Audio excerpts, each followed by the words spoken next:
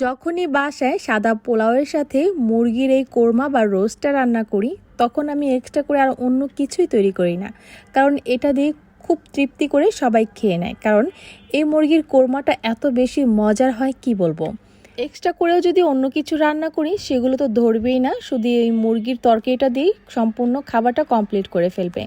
ঘরোয়া কিছু মশলা দিয়েও যে এত মজার চিকেন রোস্ট বা কোরমা তৈরি করা যায় কি বলবো।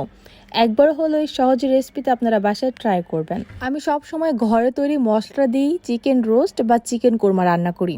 প্রথমে আমি মশলাটা তৈরি করে নিব। এর জন্য এখানে আমি 3 টেবিল চামচের মতো জিরা, আমি এখানে দারুচিনি দিয়ে দিয়েছি কয়েক টুকরো, 5 থেকে 6 টুকরো এলাচ দিয়ে দিয়েছি এখানে 10টার মতো, গোলমরিচ নিয়েছি, কালোটা নিয়েছি, চাইলে সাদাটাও দিতে পারবেন। জয়ফল জয়তির দিয়ে দিয়েছি আমি, একটা জয়ফলের 4 ভাগের 1 ভাগ দিচ্ছি, আর সামান্য কিছুটা জয়ত্রী, দেখতেই পারছেন। এখন এগুলোকে খুব ভালোভাবে ব্লেন্ড করে আমি একদম মিহি করে নিয়েছি। আপনারা চাইলে শিলপাটায় বেটে নিতে পারেন, কিন্তু ব্লেন্ডার করে নিলেই কিন্তু খুব সহজে তৈরি করা যায়। আমি সব সময় কিন্তু আমার ঘরে এই মশলাটা বানিয়ে থাকি, আর এই মশলা দিয়ে গরুর মাংস, মুরগি, কাবাব, বিরিয়ানি, চিকেন তান্দুরি, আরও বিভিন্ন কিছু আপনি সব ধরনের রান্নাতেই কিন্তু এই মশলাটা ব্যবহার করতে পারবেন। আমি এখানে 1 কেজি পরিমাণের মতো একটা মুরগি নিয়েছি, আর এই মুরগিটাকে আমি প্রায় 8 পিস করে নিয়েছি। যেহেতু আমার আজকের এই রান্নাটা হবে রোস্টের মতো, আবার রোস্টও না, চিকেন কোরমার মতো আর কি, যার জন্য আমি এরকম মাঝারি সাইজ করে কেটে নিয়েছি। আর এই রান্নাটা করার জন্য প্রথমে আমি কিছু পেঁয়াজ বেরেস্তা করে একটা সাইডে রেখে দিব। সেই তেলের মধ্যেই আমি রান্নাটা করব, তাই এই তেলের মধ্যে আমি 1.5 কাপ পরিমাণের মতো পেঁয়াজ কুচি দিয়ে দিলাম।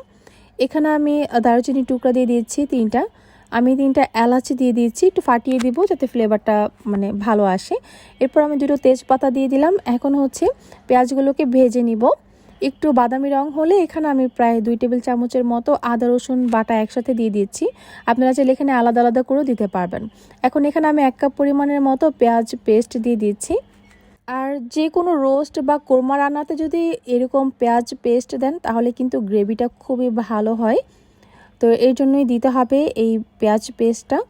তো এখন সব কিছুকে খুব ভালো করে একটু ভেজে নিব, যেন পেঁয়াজের কাঁচা কাঁচা কোনো গন্ধ না থাকে। এরপর এখানে আমি বাদাম বাটা দিয়ে দিচ্ছি। এখানে আমি কাঠবাদাম আর কাজু বাদামটা একটু বেটে নিয়েছি, সেটা দিয়ে দিচ্ছি প্রায় আপনার 1 চামচ পরিমাণের মতো। আর আগে থেকে যে মশলাটা আমি তৈরি করে রেখেছিলাম সেখান থেকে আমি 1/2 টেবিল চামচের মতো দিয়ে দিচ্ছি।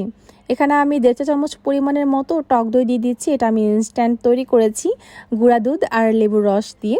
এখন স্বাদ মতো লবণ দিয়ে দিলাম, আর দিয়ে দিচ্ছি এখানে আমি 1 চামচ পরিমাণের মতো লাল মরিচের গুঁড়া। এতে করে কিন্তু এটার কালারটা খুবই দারুণ আসবে, আর একটু ঝাল ঝাল হবে খেতে।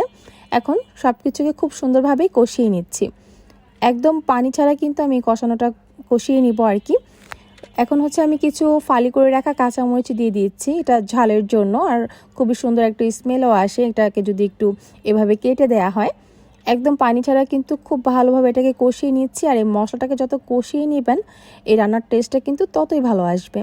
আমার কাছে মনে হয়েছে লাল মরিচের গুঁড়াটা একটু কম হয়েছে, কালারটা আর কি ওরকম সুন্দর আসবে না, যার জন্য আমি আরও কিছুটা লাল মরিচের গুঁড়া এখানে দিয়ে দিলাম। একদম ওপরের দিকে তেল ভাসা অবধি পর্যন্ত খুব ভালোভাবে কিন্তু আমি মশলাগুলোকে কষিয়ে নিয়েছি। কষানোটা হয়ে গেলে এখন আমি মুরগির পিসগুলো দিয়ে দিচ্ছি। মুরগিটা দেওয়ার পর আমি প্রায় 2 থেকে 3 মিনিটের মতো এগুলোকে এই মশলার সাথে হালকা করে একটু কষিয়ে নিব। আর এখানে কিন্তু আমি এক্সট্রা করে কোনো পানি দিব না কষানোর জন্য। এই মশলার সাথে আমি এই মাংসটাকে সুন্দরভাবে কষিয়ে নিব। এ পর্যায়ে কিন্তু চুলার আঁচটাকে একটু লোতেই রাখতে হবে। এরপর যখন এই মুরগি আর মশলাটা ভালোভাবে কষানো হয়ে যাবে একসাথে, তখন এখানে আমি দুধ দিয়ে দিব। আর আমি দুধটা কিন্তু লিকুইড দুধ ব্যবহার করছি না, গুঁড়া দুধ ব্যবহার করছি। আমি এখানে 2 কাপ পরিমাণের পানির সাথে 2 টেবিল চামচের মতো গুঁড়া দুধ মিশিয়ে এরপর এটা দিয়ে দিলাম। আপনারা চাইলে 1 কাপ পরিমাণের দুধ অথবা 1 কাপ পানি দিয়ে দিতে পারেন।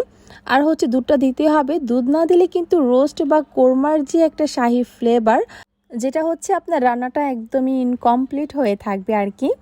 দুধটা দিলে কিন্তু খুবই সুন্দর একটা কালার হয়। আর এই তো আমি এটাকে প্রায় 15 মিনিটের মতো রান্না করে নিয়েছি চুলার আঁচটাকে মিডিয়ামে রেখে। এতে করে কিন্তু খুব সুন্দর করে আপনার এই মাংসটা সিদ্ধ হয়ে যাবে। আর যেহেতু মুরগির মাংস, এটা সিদ্ধ হতে বেশি সময়ও লাগবে না। এই তো আমি এর ঝোলটা আরও একটু শুকিয়ে নেব। যখন দেখবো এরকম একটু ঝোল আছে তখন আমি আস্ত কাঁচামরিচ দিয়ে দিচ্ছি এখানে 5-6টা। তার সাথে আমি একটু ঘি দিয়ে দিচ্ছি, এতে করে কিন্তু খুবই সুন্দর একটা মানে অ্যারোমা আসে এখান থেকে। আর বিয়ে বাড়ি একটা ফ্লেভার পাওয়া যায় ঘিটা দিলে।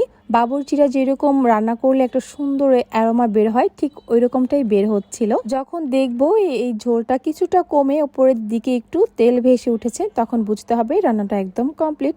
নামানোর কয়েক মিনিট আগে আমি এখানে সামান্য একটু পরিমাণের চিনি দিয়ে দিচ্ছি, এটা টোটালি অপশনাল। আর কিছুটা পেঁয়াজ বেরেস্তা দিয়ে দিলাম। আর এই পেঁয়াজ বেরেস্তাটা দিলে না, রোস্ট বা কোরমার যে একটা টেস্ট থাকে সেটা কিন্তু দ্বিগুণ বেড়ে যায়। দেখেই বোঝা যাচ্ছে যে কতটা মজার হবে। বিশ্বাস করেন, যখনই বাসায় এটা রান্না করি আর সাদা পোলাও থাকে, সাথে যদি আরও অন্য কিছু তৈরি করি, সেটা কিন্তু কেউ ধরবে না। সবাই এই মুরগির কোরমাটা বা রোস্ট এটা দিয়ে সাদা পোলাওটা দিয়ে তৃপ্তি করে খায়। আর বিশেষ করে আমার বাচ্চারা তো এটার অনেক বড় ফ্যান। কি বলবো, আপনারা অবশ্যই বাসায় একবার হলে এভাবে ট্রাই করবেন। আর যাদের চিকেন কোরমা বা রোস্টটা পারফেক্ট হয় না বা বাবুর্চির মতো একটা ফ্লেভার আসে না, তারা অবশ্যই এই রেসিপিটা ট্রাই করবেন। আর আমি যে মশলাটা তৈরি করে রান্না করেছি, এভাবে যদি একবার বাসায় ট্রাই করেন, দেখবেন একদম বাবুর্চিদের স্টাইলে রান্নাটা হবে। আশা করছি আজকের রেসিপি ভালো লেগেছে। তাহলে আজ এখানে বিদায় নিচ্ছি। আল্লাহ হাফিজ।